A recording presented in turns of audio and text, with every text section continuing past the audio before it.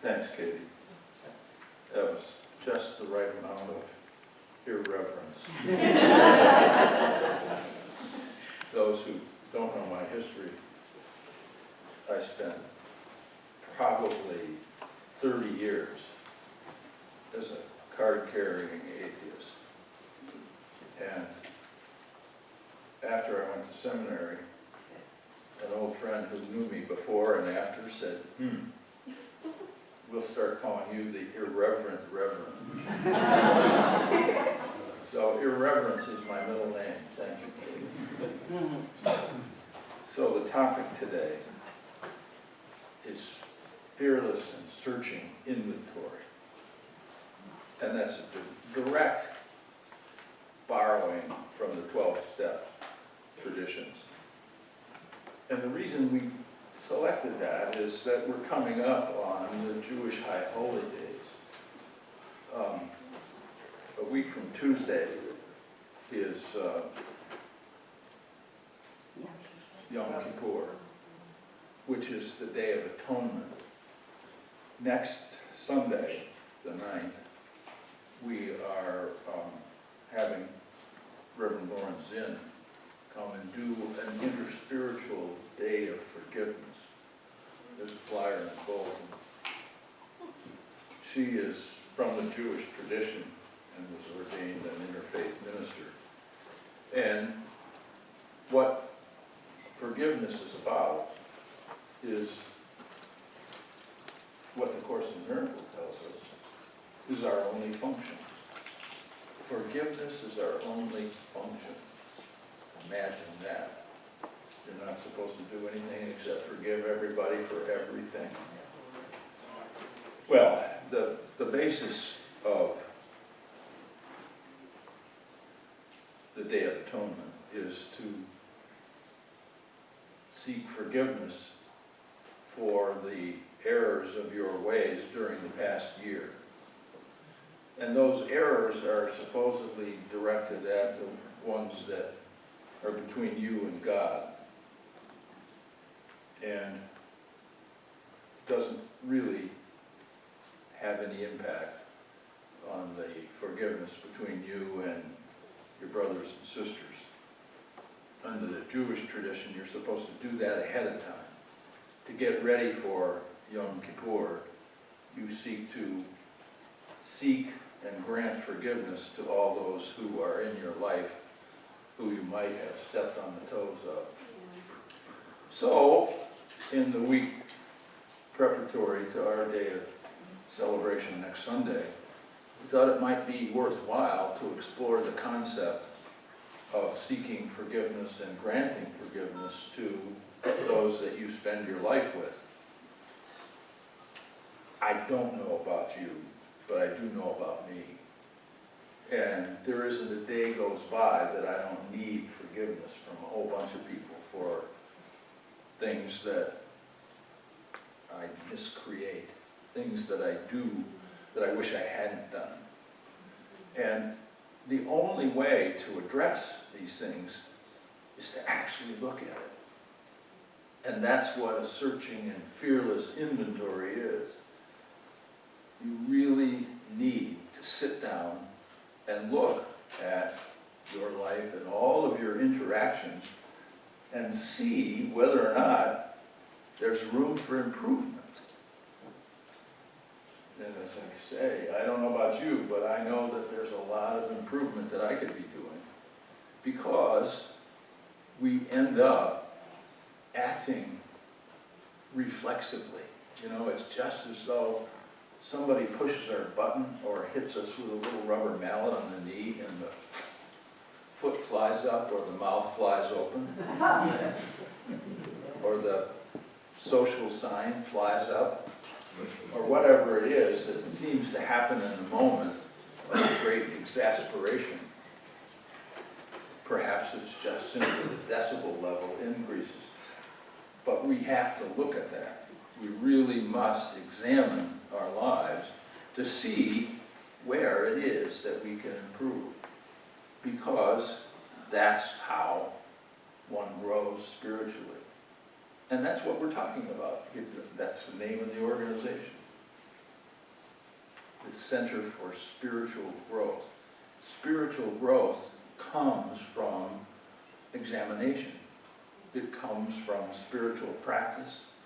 And one of the things about the 12-step movement is that it is a spiritual practice. It's a spiritually based organization. And one of the things that's implicit in this fearless and searching inventory is an honest examination of where you are and what you've been up to. Because that's the only thing that will make a difference. The only possibility of you changing is your willingness to look at how you've been, what you've been doing, how you've been thinking. How, you know, it's been said, thoughts are things. They literally are creative. And just having a thought of exasperation is almost as much difficulty as expressing exasperation. I know you're sitting there saying, why does he say that? That just makes me mad. Because literally, we have to pay attention, not just to what we're doing, but to what we're thinking. How do I see the world? What color are the glasses that I put over the bridge of my nose?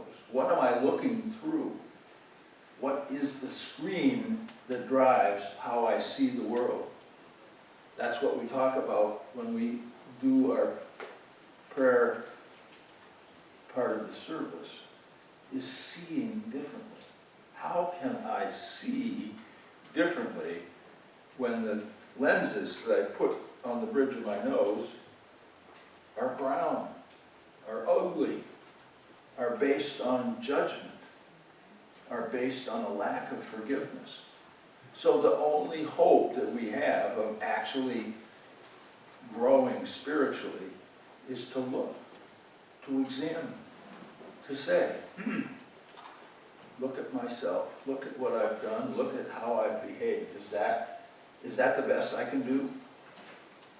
And one of the things that we talk about, particularly Neil Donald Walsh talks about in his work, the Conversations with God series, is that what we're up to is creating the highest and grandest version of ourselves the world has ever seen up to this very moment. Now that seems like a tall order, but it's not. It's just simply incremental improvement. And the only way to have an incremental improvement is to have a yardstick. You know, when you're kids growing up, there was a yardstick glued to the door jamb, and you'd mark it off. And that's what this fearless and searching inventory is about, is taking inventory, making a list, checking it twice, and seeing where indeed you could be grander and better and a higher version of yourself tomorrow, because that's what is required. If we don't do that, we're bound to repeat the behaviors of yesterday. We're bound to do what we decided that we didn't really want to do. So a searching and fearless inventory is required. And the most important part of this searching and fearless inventory is absolute honesty. One of the hallmarks of the 12-step tradition is you're never, ever going to get sober until you're honest with yourself. And that's, you're never, ever going to make spiritual progress until you're honest about who you are and how you're being. And that's what we're up to. How in the world can you expect to improve if you don't know where you are, if you have no yardstick by which to measure? And so, we're called upon as we prepare for a day of forgiveness to take a hard look at how we've been in the last week and really the last year to see where we can make improvements. And one of the things that's necessary is if you see something that needs improving, tell somebody. Tell the somebody whose toes you stepped on, perhaps inadvertently, perhaps because there was a button pushed, but tell someone that you're really moving towards doing it differently. Because until you communicate that, you're still dwelling in the realm where you were. And it's important for your own good to seek forgiveness and to grant it freely. Because if you don't know, if you don't understand, everyone, every soul that ever wandered the planet is always, always, always doing the very best they can in the moment, given the training, the experiences, and the equipment they've been blessed with. And that's always the case. So it's never about somebody is hopeless. It simply is about somebody who is laboring under a mistaken idea about who they are and what they are. And that may well apply to you. You may well think, oh, well, I'm just turkey. I'll never have a chance of improving. But that's not the case. That simply is not the truth about you. Everyone has the complete power and authority to do exactly what they choose to do. And if you choose to improve, if you choose to create a really grand version of yourself tomorrow, you can do that. But it's up to you. We can't do it for you. We can't create a new you. It's up to you to be the grandest version of yourself the world has ever seen.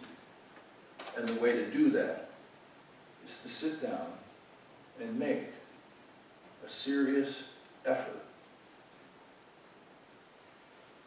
at doing a complete, honest, searching, and fearless inventory of yourself.